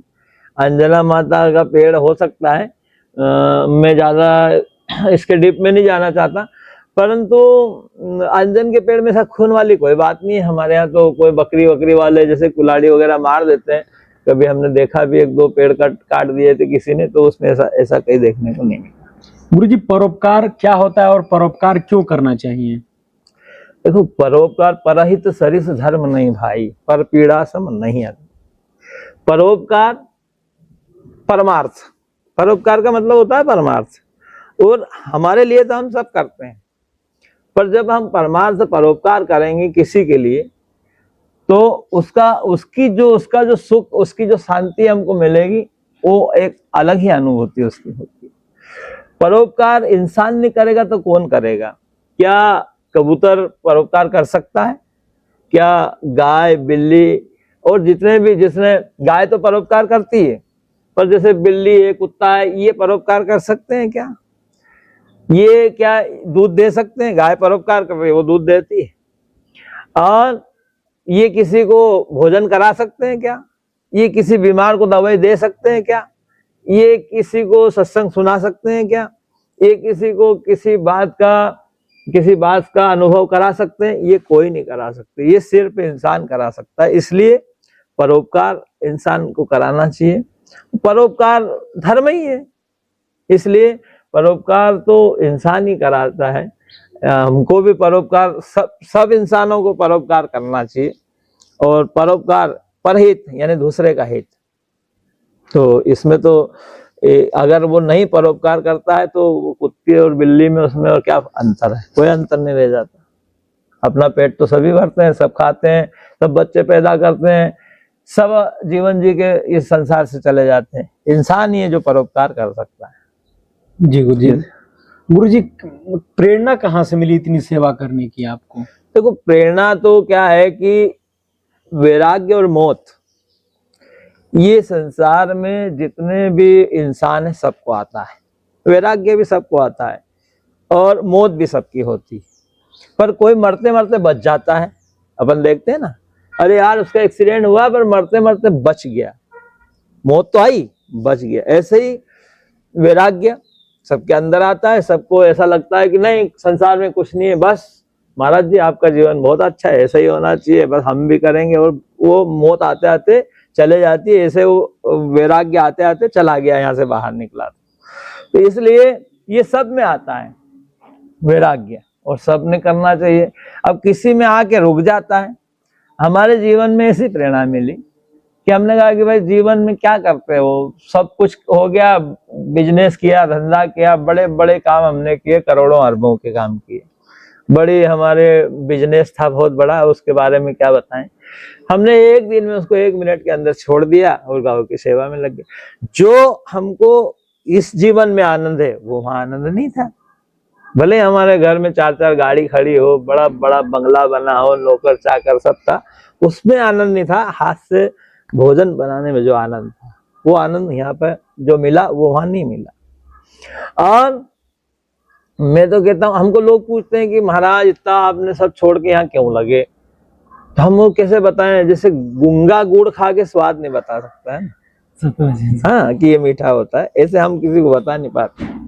तो ठीक है भाई, जो ये आपने बोला ना प्रेरणा कैसे मिली, तो प्रेरणा तो ऐसे ही मिली कि बैठ गए, भैया क्या करें। मैंने आपको पहले ही बताया कि माला लेके घुमाने का मन था, पर सेवा में लग गए। गौ माता की, भगवान की कोई ऐसी प्रेरणा, गौ माता की कृपा हुई तो इस काम में लग गए। गुरुजी, सेवा क्या होता है और सेवा क्यों करनी चाहिए? नहीं, सेवा मैंने बोला सही, सेवा क्यों करनी चाहिए। मैंने आपको पहले ही बोला कि सेवा, आप एक पेड़ लगाओ और उसके नीचे जब कोई आके बैठेगा जब कोई पंछी वहां से फल खाएगा, वो आप देखोगे तो आपको इतना उसके शांति मिलेगी, आपके मन में इतनी प्रसन्नता होगी कि आप इतने दिन आपने काजू बादाम दुनिया का जो भी खाया पिया उसमें वो आनंद नहीं आया जो उसको देख के आपको शांति मिलेगी। इसलिए सेवा करना चाहिए, और सेवा इंसान नहीं करेगा तो कौन करेगा। कल हम जा रहे थे, एक एक्सीडेंटल हमको कोई 2 लोग रोड पे गिरे हुए मिले, हमने खट गाड़ी रोकी, हमने कहा क्या हुआ भाई, उनके माथे वाथे फूटे थे। बोले महाराज हम 112 नंबर को फोन मिला रहे हैं, वो उठा नहीं रहा है। मैंने कहा जब तक तो इनके प्राण निकल जाएंगे। तो बोले क्या करें, मैंने कहा हमारी गाड़ी में रखो, हम ले जाते हैं। हमने दोनों को रखा गाड़ी में, हॉस्पिटल ले गए, डॉक्टर को इलाज करवाना शुरू कर दिया, अब उनकी जान बच गई। ये सेवा ये हम नहीं करेंगे तो क्या सड़क पे जाने वाला कुत्ता उठा के ले जाएगा, कौन ले जाएगा। सेवा तो इंसान को करना चाहिए, सेवा ही धर्म है। अगर हम धर्म की बात करते हैं तो सेवा से ही तो धर्म है। गुरु जी सनातन धर्म क्या है? सनातन धर्म ये है कि सबका सम्मान करने वाला जो धर्म होता है वो है सनातन धर्म। ये इस धर्म सनातन धर्म में तो कहते हैं ना कि धरती की भी सेवा हो, पेड़ पौधों की भी सेवा हो, चींटी की भी हो, कुत्ते की भी हो, बिल्ली की भी हो, गाय की भी। यही सनातन धर्म है कि ये सबको सुखी देखना चाहता है। सनातन धर्म सबको सुखी देखना चाहता है। बाकी जितने भी पंथ है, धर्म तो एक ही है, जो सनातनी से चला आ रहा है वही सनातन। ये तो अभी बीच में पैदा हो गए जितने भी पंथ है, ये धर्म नहीं, ये पंथ हैं जो अभी बीच में कुछ साल, कोई 2000 साल, कोई 1400, कोई 1500, कोई 500 साल से खड़े हो गए। पर जो सनातन से चले आ रहे हैं, सनातनी जिनकी हो गई, वो उसी को सनातन बोलते हैं। ये सनातन धर्म है। सनातन धर्म का तो व्याख्या अगर हम करें तो 8 दिन निकल जाएंगे, इतना बड़ा सनातन धर्म है। गुरु जी जिस तरीके से लोग धर्म परिवर्तन कर रहे हैं, कोई आदिवासी बन रहा है जिस तरह, तो क्या आने वाले समय में क्या सनातन धर्म को नुकसान पहुंचेगा गुरु जी? नहीं, देखो इस देश में हजारों साल तक मुगलों ने शासन किया तो सनातन धर्म को वो खत्म नहीं कर सके। तो ये कुछ छुटपुंडे अगर लगे हैं उसमें, उनसे कोई फर्क पड़ने वाला नहीं है। वो वही लोग धर्म परिवर्तन करते हैं जो लालची लोभी तरीके के होते हैं। अगर किसी ने कहा कि ठीक है आप इधर आ जाओ, आपके बच्चों को पढ़ा देंगे, आप ईसाई धर्म अपना लो, आपको हम घर बना देंगे, तो उसके तरफ हो जाते हैं। कल हम जाएंगे, अरे तुम्हारी बीमारी ठीक कर देंगे, अभी तुमको कुछ लाभ दिला देंगे, तो हमारे तरफ हो जाएंगे। उनको कोई ज्यादा धर्म विशेष से मतलब नहीं है, वो कट्टरता नहीं है उनके अंदर। ऐसे लोग होते हैं जो जिनको किसी प्रकार को कोई संतों के सानिध्य में नहीं आया, किसी ने किसी प्रकार का कोई सत्संग नहीं सुना, कोई धर्म ग्रंथ नहीं पढ़े, वो लोग बहकावे में आ जाते हैं। उससे कोई ज्यादा फर्क पड़ने वाला नहीं है, क्योंकि इस देश में तो मुगलों ने शासन किया। अगर सनातन खत्म हो जाता तो कब से खत्म हो जाता, पर उसका तो कुछ नहीं बिगड़ा, चल रहा है। तो सनातन कोई ऐसा कोई बात नहीं है कि खतरे में। सनातन तो बहुत बड़ा है। कभी हाथी को चींटी लग जाए तो उससे क्या फर्क पड़ता है, हाथी को कोई फर्क पड़ने वाला नहीं है। हाथी को खा थोड़ी सकती है चींटी। गुरुजी सच्चा सदगुरु की पहचान कैसे कर सकते हैं कि ये हमारे सच्चा सदगुरु महाराज है? देखो सदगुरु और गुरु, एक गुरु होता है वो भी गुरु है। अगर पान की दुकान गुटखा खाए, ए गुरु गुटखा खिला दे, और गुरु ने गुटखा खिला दिया, तंबाकू खिला दे, वो भी गुरु हो गया। अच्छा गुरु। वो गुरु नहीं है। और एक सदगुरु होता है जो भगवान का मार्ग दिखा दे, वो सदगुरु।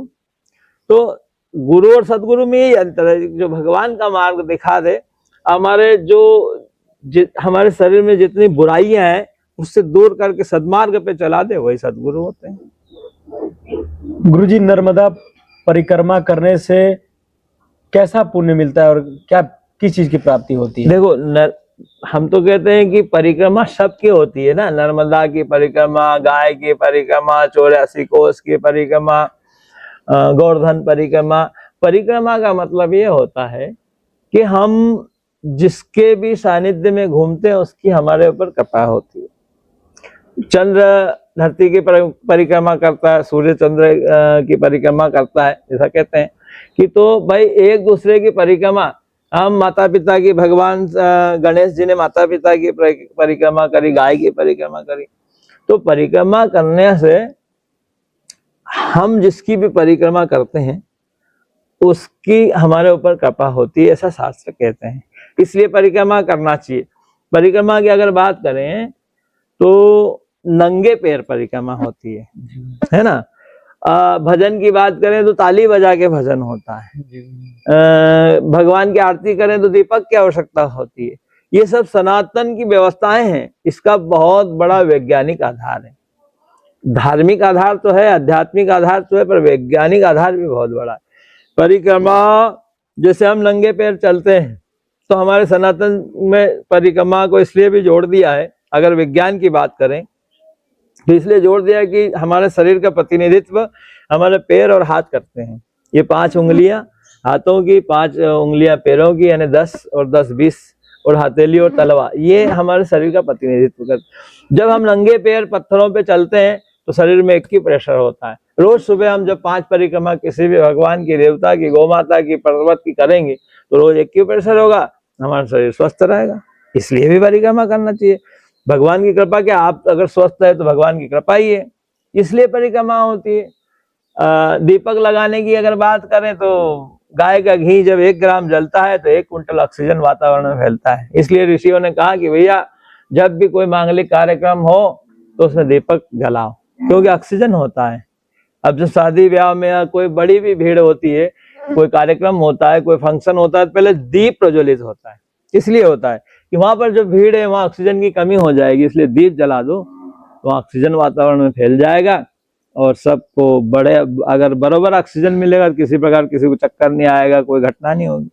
इसलिए सबका बड़ा महत्व है। अगर हम इसी पे चर्चा करें तो 2-3 दिन इस पे भी बोल सकते हैं कि भाई क्यों सनातन परंपरा में क्या क्या व्यवस्था है।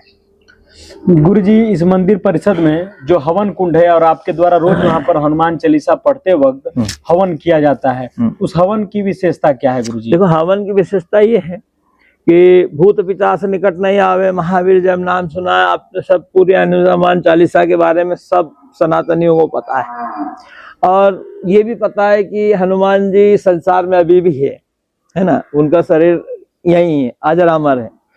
और जब हम चौपाई के साथ आहुति डालते हैं तो वो गाय का घी होता है, और जो हवन सामग्री होती है वो सारी सामग्री के साथ हवन होता है।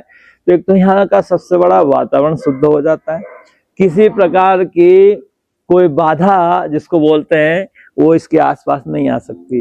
यहाँ बैठने से ही आपको शांति मिलेगी, आप यहाँ प्रसन्न हो जाओगे। या कुछ बीमार लोग आते हैं तो वो कुछ दिन में ठीक होके जाते हैं, बगैर कोई मंत्र से, बगैर कोई दवा से।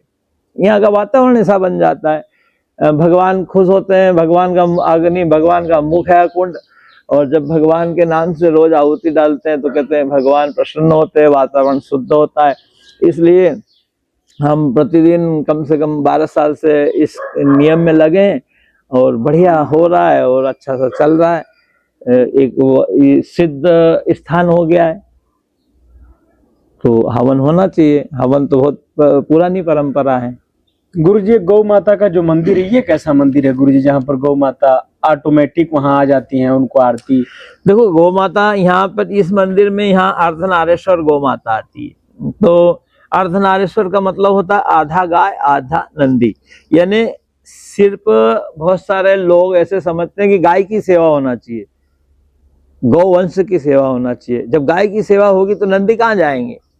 तो दोनों की सेवा के रूप में हमारे पास एक अर्धनारेश्वर गाय है, आधा नंदी आधी गाय। वो प्रतिदिन हमको कोई छोटी सी बछड़ी दे के गया था।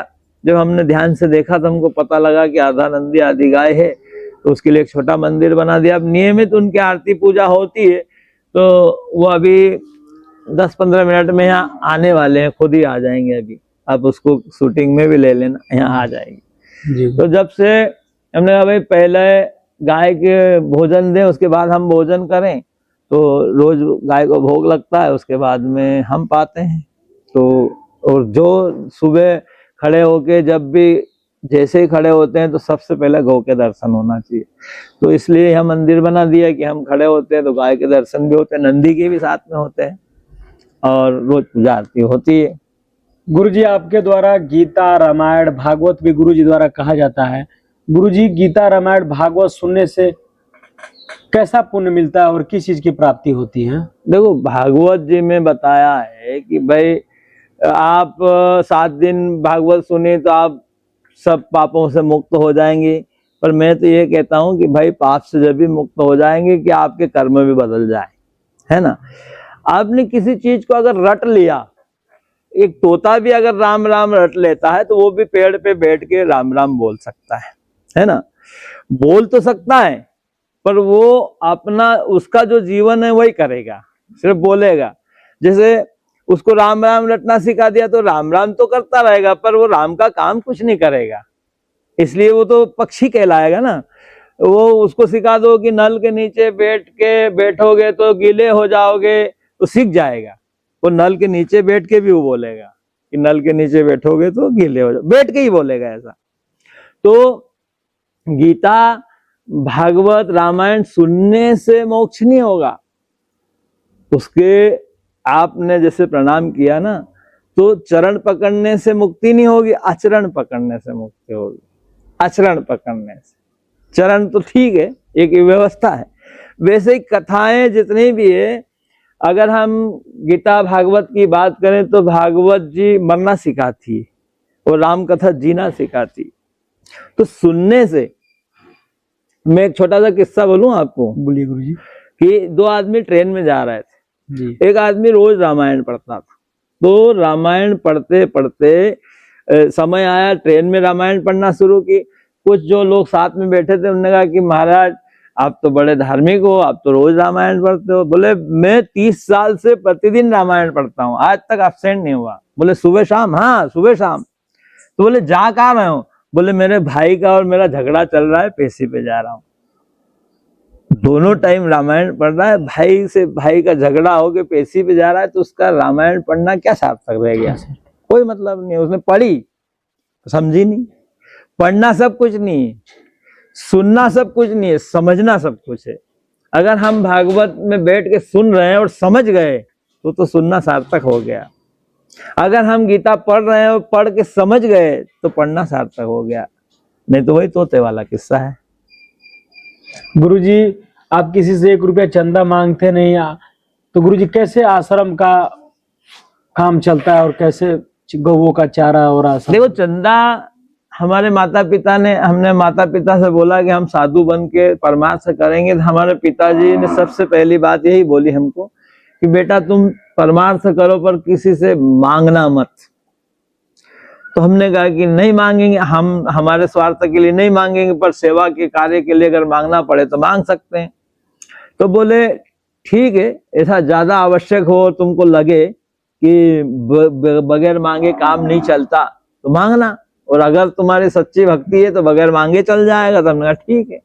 जब हम गाय की सेवा में लगे तो शुरू में हमने गौशाला बनाने के लिए पैसे के लिए कुछ लोगों से सहयोग लिया। जब वो बन गई और जब ऑटोमेटिक गाय की कृपा होना शुरू हुई तो लोग खुद ऐसे ही दे जाते हैं, और ऐसे ही देते हैं तो सेवा चल रही है, हमको आवश्यकता ही नहीं पड़ी मांगने की। क्या गुरुजी आपके द्वारा इस गौशाले के प्रति ट्रस्ट बनाया गया? हाँ, एक समिति बना रखी हमने उसकी। जी गुरु, समिति का अध्यक्ष आप हैं? हाँ जी गुरुजी। वो तो क्या है कि गांव के किसान लोग हमारे साथ जुड़े हैं, तो वो उनको समय नहीं है यहाँ आके सेवा करने का। उन्होंने कहा महाराज जी आप तो इसके सब अध्यक्ष सचिव जो आप ही हो, आप तो हमको बोलना कि यहाँ काम करना है आधा घंटा, यहाँ झाड़ू लगाना है तो आधा घंटा झाड़ू लगा के भले चले जाएंगे, पर हम यहाँ समय नहीं दे सकते कि 24 घंटे रह लें, दिन भर गाय को देख लें, ऐसा नहीं कर सकते। कभी हफ्ते में महीने में आ सकते हैं ऐसा। तो अध्यक्ष हम ही है इसके। जी गुरुजी, इस मंदिर कितना प्राचीन हुआ गुरुजी मंदिर? नहीं, मंदिर तो मैंने बोला ना कि देवनारायण भगवान का तो 1100 साल पुराना मंदिर है ना। पर अभी निर्माणाधीन तो अभी 2 साल से चल रहा है। गुरुजी, देव नारायण भगवान के बारे में कुछ और आप बताना चाहते हैं? देवनारायण भगवान की तो मैं कथा भी करता हूँ, 5 से 7 दिन की, 10 दिन की। जी गुरुजी। देवनारायण भगवान इस संसार में 968 में आए। जन्म हुआ मालाश्री डोंगरी में, साडू माता उनकी माँ का नाम था, सवय भोज पिताजी का नाम था। और जब वो छोटे से थे तो वहाँ के राणा जो थे, राणा का और उनके पिताजी का कुछ विवाद था। अब वो बड़ी लंबी कथा है, उसको शॉर्टकट में बताना चाहूंगा। तो इसलिए उनने जन्म लिया और जन्म लिया, जैसे भगवान कृष्ण ने जन्म लिया, ऐसे भगवान विष्णु के अवतार हैं भगवान देवनारायण। उनके जीवन में भी वही लीला थी, जैसे भगवान को पूतना मारने गई थी, ऐसे इनको कोई 2 शैतान मारने गए थे, उनको भगवान ने मार दिया। और भगवान कृष्ण ने गोचारण किया, ऐसे इन्होंने भी अपने जीवन में गोचारण किया। और भगवान देवनारायण की 3 शादियां। तो भगवान देवनारायण की 3 शादियां, एक तो राक्षस की लड़की थी, एक नाग कन्या थी और राजा की लड़की थी। ये तीनों के साथ उनका विवाह हुआ, पर विवाह एक फॉर्मेलिटी में हुआ। जैसे भगवान कृष्ण का 16,000 गोपियों के साथ विवाह हुआ, ऐसे ही उनका 3 के साथ विवाह हुआ। इसलिए विवाह नहीं हुआ कि बच्चे पैदा करना और गृहस्थी में रह के एक गृहस्थ का जो संसार में लोग चल रहा है ऐसा चले, ऐसा विवाह नहीं था। एक लोक दृष्टि से विवाह उनका हुआ था, इस टाइप से उनका विवाह हुआ। और जब वो 33 वर्ष की आयु में वैकुंठ गए, तो उनकी पत्नियां भी 30 वर्ष की उम्र की थी। उन्होंने कहा कि हमारी जवानी कैसे बीतेगी, क्या करेंगे। तो एक बहुत बड़ा चमत्कार आज भी देखने को मिलता है, अगर आप चाहो तो आप देख सकते हो, इसका प्रमाण है। एक तो मालासेरी डोंगरी, जहाँ भगवान का जन्म हुआ, वहां पर पहाड़ फटा था, तो आज भी वो पहाड़ फटा हुआ है। कमल के फूल में से उनका प्राकट्य हुआ, किसी के पेट से जन्म नहीं हुआ, कमल के फूल में से भगवान का अवतरण हुआ। जब भगवान इस संसार से गए, तो उनका शरीर न अग्नि में न जल में उनका शरीर को किया, वो सीधे अपने घोड़े पे बैठ के वैकुंठ में गए उड़ के। और जब गए तो नाग पहाड़, आपने नाम सुना है, पुष्कर जी, और ब्रह्मा जी के मंदिर है। हाँ, वहाँ ब्रह्मा जी का मंदिर है। पुष्कर और अजमेर के बीच में एक नाग पहाड़ है, बहुत बड़ा पहाड़ है जी गुरु जी। उस पहाड़ पर भगवान देवनारायण ने आज के 1100 वर्ष पहले ईंट बना के रखी, और ईंट बना के रखी और उनकी पत्नियों को बोला कि जब भी मेरी याद आए तो यहाँ से ईंट ले जाना और उस ईंट की पूजा करना, वहाँ पे गाय की घोली लगा देना, लीप देना, और चावल खीर में गाय के दूध में बना के भोग लगाना, और मेरे से प्रार्थना करना, मैं प्राकट्य हो जाया करूँगा। अपनी उनकी पत्नी को ऐसा बोल के गए। तो वैसे ही करने लगे। और एक दिन जब उनने देखा कि पत्नी ने उनको ऐसा गाय की गोबर की घोली लगा के याद किया, प्राकट्य हो गए, तो उनकी माँ ने सुन लिया। पत्नी जब उनसे बात करने लगी, ये अर्धनारेश्वर गाय, जान दो उधर, जान दो, जाओ जाओ, इधर इधर इधर इधर, ये है, देखो, ये है अर्धनारेश्वर गाय। चलो चल चल चल चलो, यही वो अर्धनारेश्वर गाय है। हाँ, जिसका ये मंदिर है। हाँ, ये जाएगी मंदिर द्वारा उसकी पूजा की जाती है। और ये अर्धनारेश्वर गाय। जी गुरु जी, ये ऑटोमेटिक गुरु जी अंदर आ गई गुरु जी। हाँ जी गुरु जी, अब यहाँ विश्राम करेगी वो। जी गुरु जी। जी, यही वो अर्धनारेश्वर गाय है। यही वो अर्धनारेश्वर गाय है, इसी का ये मंदिर है। तो भगवान देवनारायण जी गुरु, वहां पर ईंट बना के रख गए, और आज भी ये हम भी वहां से ईंट लेके आए हैं, यहाँ पर ईंट की स्थापना करी हुई है। उसी की रोज आरती पूजा होती है। जब मंदिर का निर्माण हो जाएगा तो वो ईंट की भगवान के साथ में स्थापना होगी, प्राण प्रतिष्ठा होगी। जी। और भगवान देवनारायण बोल के गए कि मैं न सोने में, न चांदी में, न पत्थर में पुजवाऊंगा, मैं सिर्फ मिट्टी में पुजवाऊंगा। इसलिए वो मिट्टी की ईंट है, और उस ईंट का ही बहुत बड़ा महत्व है। बहुत जगह देवनारायण भगवान के मंदिर बने, वहाँ मूर्ति नहीं है, वहाँ सिर्फ वो 5 ईंट नाग पहाड़ से ले आते हैं, उसी की पूजा आरती करते हैं। उसी पे भगवान प्रसन्न होकर भक्तों पे कृपा करते रहते हैं। गुरु जी, संतों का संगत से हमको क्या ज्ञान मिलता है? बिनु सत्संग विवेक न होई, राम कृपा बिनु सुलभ न होई। भगवान अगर संत का संग नहीं है तो आप तो किसी प्रकार भगवान के बारे में जान ही नहीं सकते। इसलिए संतों का संग के बिना भगवान की कृपा कैसे हो सकती है? जब भगवान की कृपा होती है, जब संतों का संग होता है। जो संतों का संग होता है तो भगवान की अनुभूति होती है। इसलिए संतों का संग तो होना चाहिए। गुरुजी, भगवान जो मत बताते हैं, भगवान की गौ माता में 34 करोड़ देवी देवता विराजमान हैं। फिर गौ माता का ऐसी स्थिति क्यों गुरुजी कि वो खेत क्या बोलते हैं कूड़े कूड़दान। देखो पहली बात तो ये है कि गौ माता में 33 कोटि देवता होते। कोटि का मतलब प्रकार। जी गुरुजी। 33 प्रकार के देवता होते, करोड़ से शब्द करोड़ नहीं होते नहीं, 33 प्रकार के।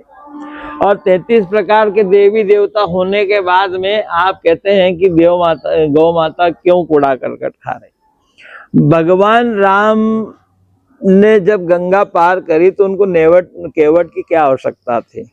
जब केवट जिसके चरणों से निकली सुरसुरी, मतलब भगवान के चरणों से जब गंगा निकली, उसी को पार करने के लिए उसको केवट की क्या आवश्यकता है। वो तो अपने भक्तों की परीक्षा लेने के लिए केवट से बार बार अनुरोध कर रहे हैं। भगवान हो के केवट से प्रार्थना कर रहे हैं मुझे पार कर दो। क्या वो पार नहीं हो सकते हैं? वो 1 मिनट में पार हो सकते हैं।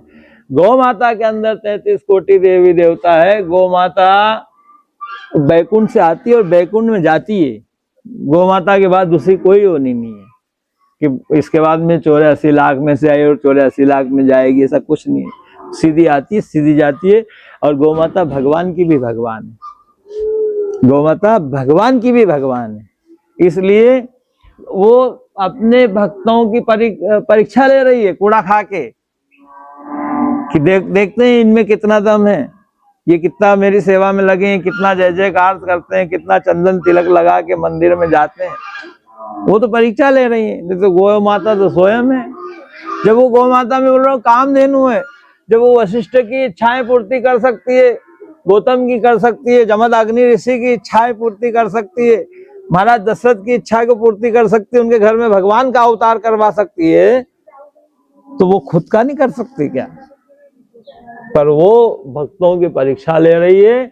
इसलिए वो वेश तो आपको वैसा दिख रहा है कि पशु का है, और ये कूड़ा करकट खा रही है। पर वो कूड़ा करकट वो अपने भक्तों की परीक्षा के लिए खा रही है। नहीं तो गाय को कोई फर्क नहीं पड़ता। गाय तो स्वयं साक्षात भगवान है। वो संसार को जब पाल सकती है तो खुद नहीं पाल सकती क्या? भगवान कृष्ण को पाल सकती है दूध पिला के, तो खुद नहीं पाल सकती है। पर परीक्षा लेने के भगवान कृष्ण लोगों के यहाँ माखन चोरने जाते थे, क्या भूख मरते थे? उनके यहाँ तो 9 लाख गायें थी नंद बाबा के पास, फिर भी लोगों की सोटी खाने जाते थे, गोपियों के डांट खाने जाते थे, पैर पकड़ के घसीटती थी गोपियां। क्यों? क्या वो खुद नहीं? उनके यहाँ तो 9 लाख गाय थी। पर जिसके अंदर भी भगवान होता है वो ये सब दुनिया को परीक्षा लेने के लिए ऐसे कर्म करते हैं। और अगर इस पे भी अगर भक्त नहीं समझते हैं तो फिर भक्त नहीं है, वो फिर भक्त नहीं हो सकते हैं। अगर गाय की पीड़ा, वो गाय ऐसी दिखाती है पीड़ा, गाय को पीड़ा होती नहीं, दिखाती है। और जब वो पीड़ा को अगर कोई भक्त नहीं समझता तो हम तो कहते हैं वो सनातनी नहीं है, वो सनातनी हो ही नहीं सकता है। वो भगवान राम भगवान कृष्ण के वंशज हो ही नहीं सकते हैं। वो भगवान विष्णु के, भगवान शिव के वंशज हो ही नहीं सकते। वो अल्लाह अकबर के हो सकते हैं, उनके अगर हो सकते हैं तो कह सकते हैं उनके हो सकते हैं, बाकी इनके नहीं हो सकते। इसलिए गाय के प्रति तो, गाय तो साक्षात देवी है। गाय में गौ में लक्ष्मी वसते, गाय में तो लक्ष्मी का वास है। और कहते हैं कि आपने जैसे कहा ना कि आप बिगर चंदा से कैसे कर सकते हो, तो गौ में लक्ष्मी वसते, गाय के गोबर में लक्ष्मी का वास है। हमारे यहाँ 500-700 गाय हैं और सारी लक्ष्मी का है वास, तो हम ही लक्ष्मी के लिए परेशान हो जाएंगे, तो फिर कैसा लक्ष्मी का वास है? हमारा संकल्प पक्का होना चाहिए, हमको पहले भरोसा होना चाहिए। अगर हमारे को भरोसा है तो निश्चित लक्ष्मी का वास है। कभी धन की कमी नहीं हो सकती जिस घर में गाय हो। पर वो उसको भरोसा तो हो, उसको भगवान तो दिखे उसमें, उसको तो 4 पैर 2 सींग 2 आंख 1 पूंछ वाला ढोर ढंकर दिखता है, कैसी पूर्ति होगी? तो गाय तो साक्षात लक्ष्मी है, भगवती है। गुरुजी मन में विकार भर गया है, मन में गंदगी भर गया है, तो उसको कैसे दूर कर सकते हैं गुरुजी? भजन करके, सेवा करके। 2 ही रास्ते हैं, एक भजन, दूसरा सेवा। भजन करके मन के विकार समाप्त हो सकते हैं और सेवा करके भी मन के विकार समाप्त हो सकते हैं। पर उसको नित्य लगा रहना पड़ेगा। अगर नहीं लगोगे, थोड़ी देर किया और फिर बंद हो गए, थोड़ी देर भजन किया फिर बंद हो गए, फिर थोड़ी देर भजन किया फिर बंद हो गए, तो फिर कभी उससे मुक्त नहीं हो सकते विकारों से। जैसे कभी चाय को हम गैस पे रख दें और 1 मिनट गैस को जलाएं, फिर बंद कर दें, फिर आधा मिनट जलाएं, फिर बंद कर दें। जिंदगी जलाया करना, चाय बनने वाली नहीं। बन सकती है क्या? जिंदगी जलाया करना नहीं बन सकती। लगातार चलता रहेगा तो चाय बन जाएगी। हमारे मन के जो भी विकार है, इनको दूर करने के लिए लगातार हमको इस चिंतन में लगा रहना पड़ेगा, भजन के चिंतन में, सेवा के चिंतन में। तो निश्चित दूसरा विकार आ ही नहीं सकता उसके अंदर। कैसे आएगा? उसको टाइम ही नहीं है सोचने का दूसरा, तो कैसा विकार आएगा? फालतू बैठे हैं, इसको देख रहे हैं, उसको देख रहे हैं, यूट्यूब देख रहे हैं, ट्विटर देख रहे हैं, तो विकार तो आएंगे। भजन सुनो, फिर कैसा विकार आएगा? अच्छे धर्म की बातें देखो, सेवा वाले उसमें बहुत सारे रील बने होते हैं, वो देखो, कैसा आंसू आएंगे, विकार नहीं आएगा। विकार आंखों के द्वारा बाहर निकल जाएंगे। तो विकार समाप्त करने के 2 ही रास्ते हैं, भजन और सेवा। गुरुजी कलयुग क्या है? देखो, कलयुग तो अब युग है, और कलयुग तो यही है। हम उसको कलयुग की दृष्टि से देखें तो कलयुग है, और सतयुग की दृष्टि से देखें तो आज ही सतयुग। जैसे इंसान के अंदर सब गुण होते हैं। अगर वो चोर की दृष्टि से देखे तो चोर है, बेईमान की दृष्टि से देखे तो बेईमान है, संत की दृष्टि से देखे तो संत है। हमको आपने संत देखा तो आपको संत दिख रहे हैं।